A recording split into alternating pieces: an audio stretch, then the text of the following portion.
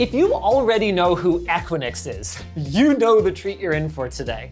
For everyone else, Equinix, who sponsored this facility tour, was founded in 1998 and currently operates over 260 data centers globally, through which flows over half of the Tier 1 internet backbone. In a nutshell, if you're using a computer right now, which you probably are, like this guy, you are more likely than not touching Equinix infrastructure right now. And guys, I get to take you deep behind the curtain. I'm talking power, data, cooling, security. It's pretty much everything that we do on our channel. Yes, even pool server cooling, except legit.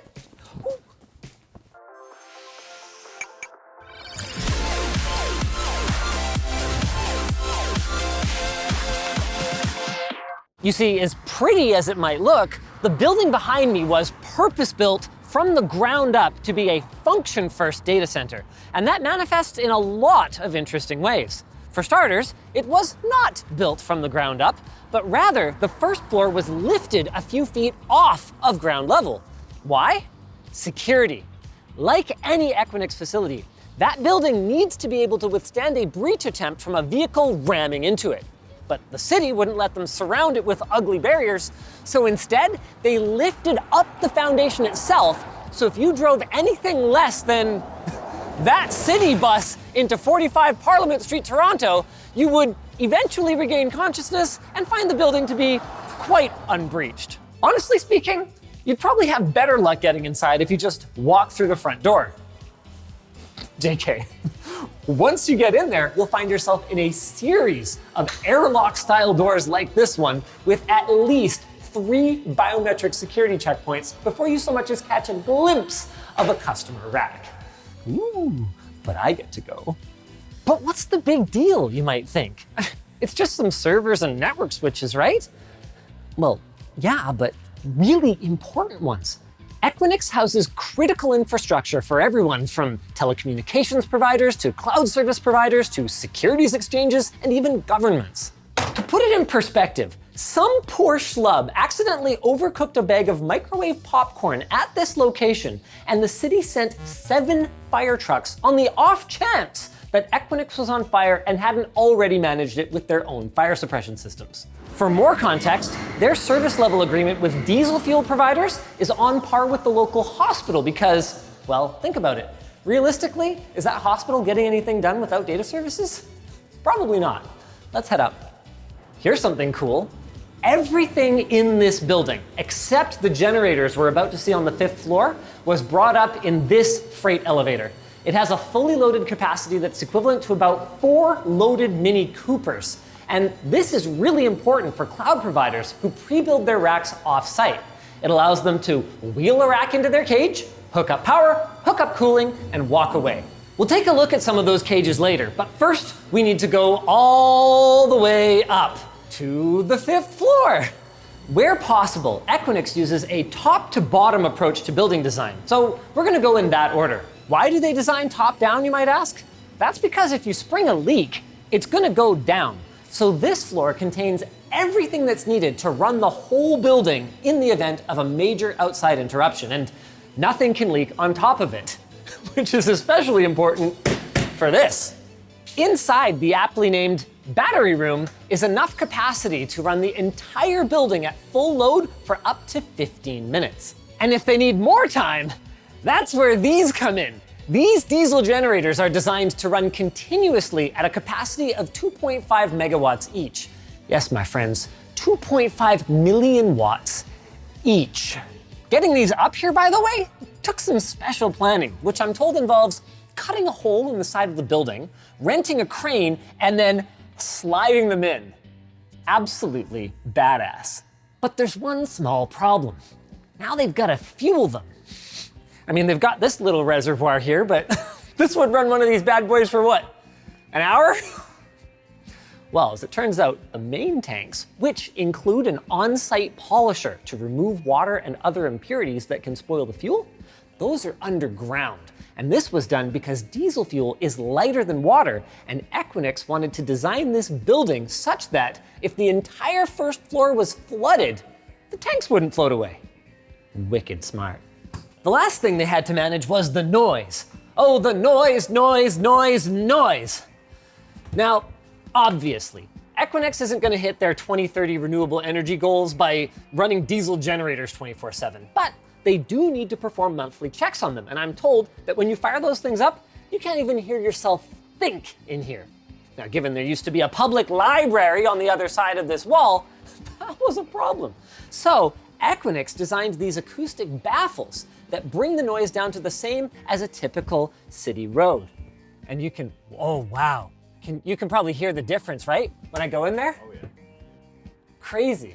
Kind of necessary if you consider that this is about the equivalent of having 5 bloody trains running in here. Fun fact before we leave this room, by the way, diesel generation kicks off enough smoke that conventional smoke detectors would be giving off constant false alarms. So this room uses flame detectors, special cameras that can see through smoke to see if there's actual fire. Moving into the chiller room, we've got the exact opposite problem. You can fit so much water in this bad boy. That is why absolutely no customer infrastructure is allowed under this room. In here are 3 main cooling loops. The one behind me is filled with antifreeze that goes between these liquid-to-liquid heat exchangers and the large evaporative cooling fin stacks that are up on the roof. We're going to take a closer look at those in a minute, but for now, I want to look at the other loops. Those 2 are connected to what is, in effect, the biggest freaking air conditioner that I have ever seen, except instead of cooling air like your air conditioner does, it cools water. The hot side here carries heat to those same heat exchangers that we just talked about, while the cold side is connected to the rest of the building through what Equinix calls their bus architecture, which is kind of just a fancy way of saying that it's all redundant, it's all interconnected, and it's all controlled by a BMS or building management system. And I'll show you why that's cool. Right above me is our chilled water return, which is bringing heat up from the data center floors below, okay? So far, so simple. But where does it go? Well, as you can see, it gets a little complicated. When it's below 4 degrees Celsius in Canadian winter, it essentially passes straight through with the compressors barely running and goes to the heat exchangers on the roof. Sweet, free cooling. Thanks, Mother Nature. But then spring rolls around and the outside air needs some help. That's when our highly efficient magnetic bearing compressors ramp up their cooling efforts, bringing our thermals under control. But wait, now it's midsummer and there's a heat dome. We need more cooling, Captain. Thankfully, we've got it. Now, most of the time, the misters are not needed, but for a building like this, you don't design for most of the time. And these rooftop fin stacks can either be run bare or they can be lightly coated in water to dramatically increase their cooling capacity. It works in the same way that your arm gets much colder if you lick it before you blow on it. The best part is that everything we've seen is fully redundant, including cold spares of key components. That gives Equinix's team lots of options for load balancing during maintenance, and it means that in the event of an equipment failure or another event, Equinix won't risk giving up their nice 6 nines uptime target. That's an average of about 32 seconds of downtime per year, by the way. Wow.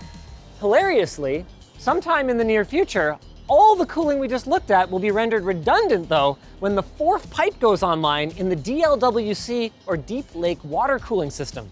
If you haven't heard of it, it's basically my pool water cooling setup, except done properly with massive pipes that draw 4-degree water from the bottom of Lake Ontario and then pump it into the city to cool office towers and arenas and, well, data centers, that sort of thing.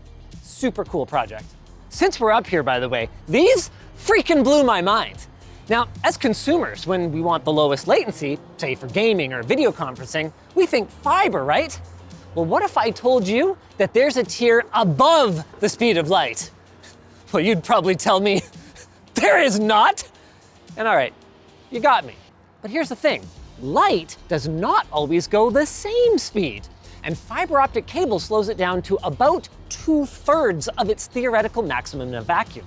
Now, that's not enough to matter for your game, but for capital market transactions where microseconds can be the difference between making your trade and losing a huge opportunity, every competitive edge matters. And that is where these microwave arrays come in. These provide direct line of sight links north to the Toronto Stock Exchange and south to New York.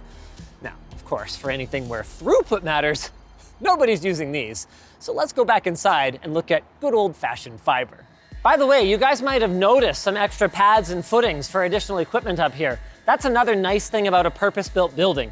You can plan out your future capacity, and then you can build it as needed. This, for instance, is a spot for another fin stack. And here in the electrical room, you'll see much of the same thing. Look at the glorious extra conduit for future installs. Isn't it beautiful? This room takes in 13,800 volt power, steps it down, and distributes it throughout the building. But, all right, enough about infrastructure. How about some customer systems, right? The next two floors are very similar, so let's go with number 4. This is the oldest floor and therefore uses some older design paradigms. For starters, cooling is handled using cold aisle containment rather than hot aisle containment. And let me show you what that means. The water from above us is getting pumped into this air handler corridor that chills the air. Chilled air then gets carried through ducts to the center of the customer's cage where a thermal probe will inform the system when cooling is needed.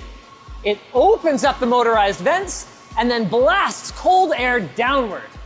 It then gets sucked up into the rack, which is going to be on either side, and then exhausted out into the room where it gets sucked into that corridor. Rinse and repeat. Now, the main drawback of this approach is that it allows some mixing of the hot and cold air, but Equinix still managed a solid power usage effectiveness of 1.42 for this site. Since you're wondering, by the way, I should probably acknowledge that this is an unleased space and there are normally strict rules about access to these cages.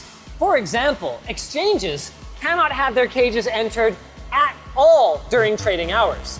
And even for Equinix staff, unless there's an emergency or contracted work that needs to be done, they are not supposed to be entering customer spaces. So they built these cool access panels where they can run any connections that the customer requests to the outside of the cage, and then the customer can come in and route whatever they need for whatever they're doing. Access to the cages is controlled by access cards and biometrics, either a hand or a fingerprint that's stored as a hash for customer privacy. And any use of your card is logged on top of the logs for the biometric sensor, the contact sensor on the door, the motion sensor near the door, there it is, and of course, the camera pointed at the back of the rack space. And if all this seems overkill, you ain't seen nothing yet. Many of the cages not only have physical access barriers, but even visual blockers so no one can see any of the equipment in use. And for the extra paranoid, a top cage can be installed to ensure that nobody can climb over the top. Though, of course, anyone trying to do that would have been spotted by one of the hundreds of cameras in this place. But then, as you've probably picked up by now, in this business, redundancy is the name of the game.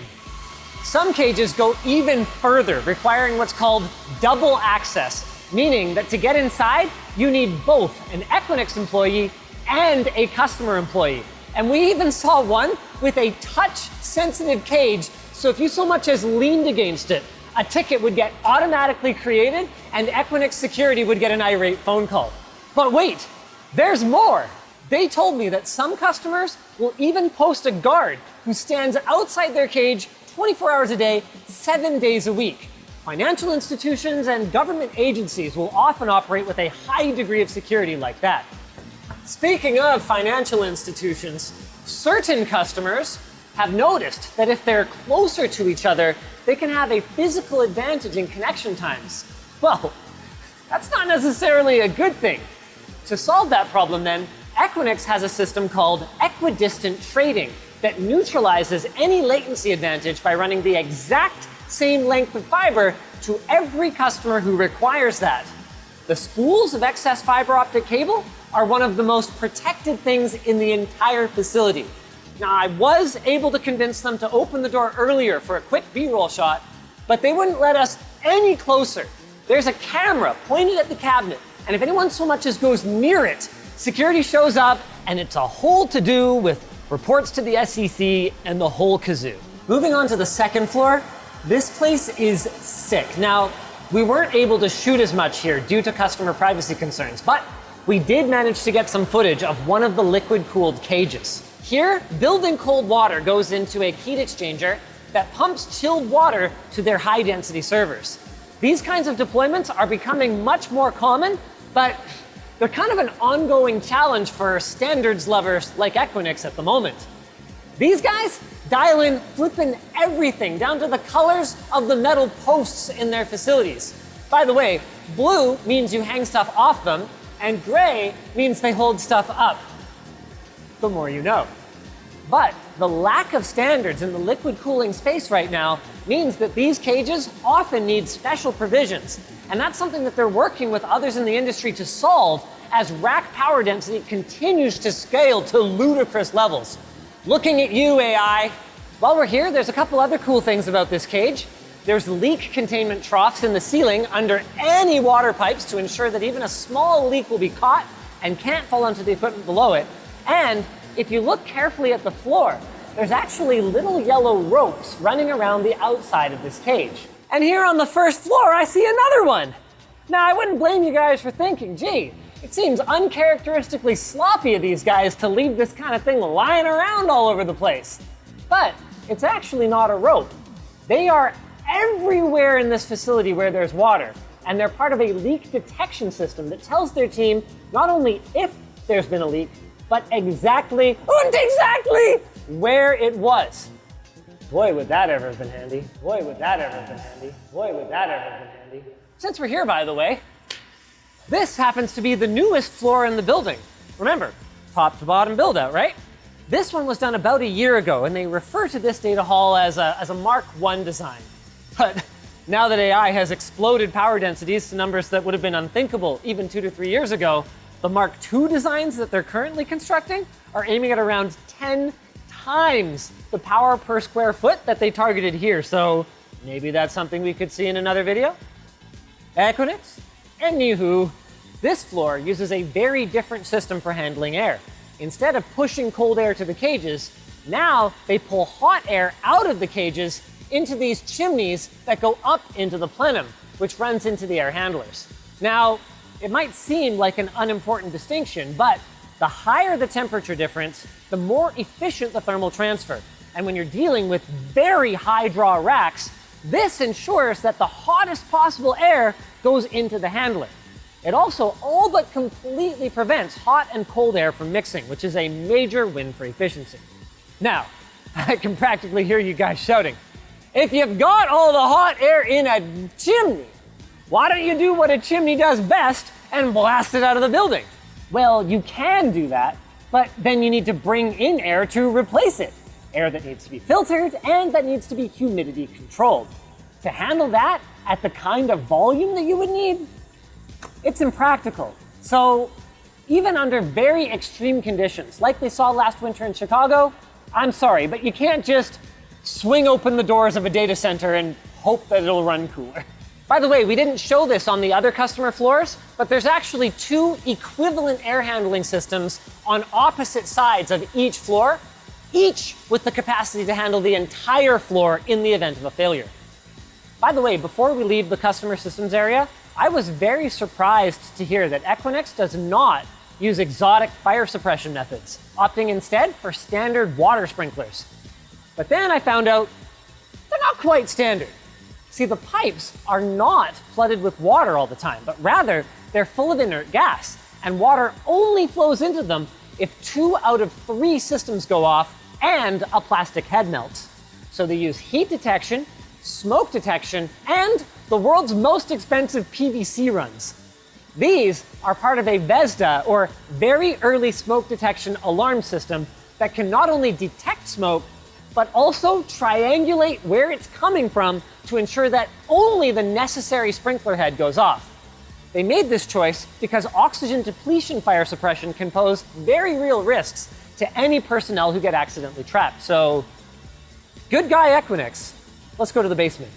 Above me is where utility power comes into the building, or rather, this is one of the 2 rooms because redundancy, right?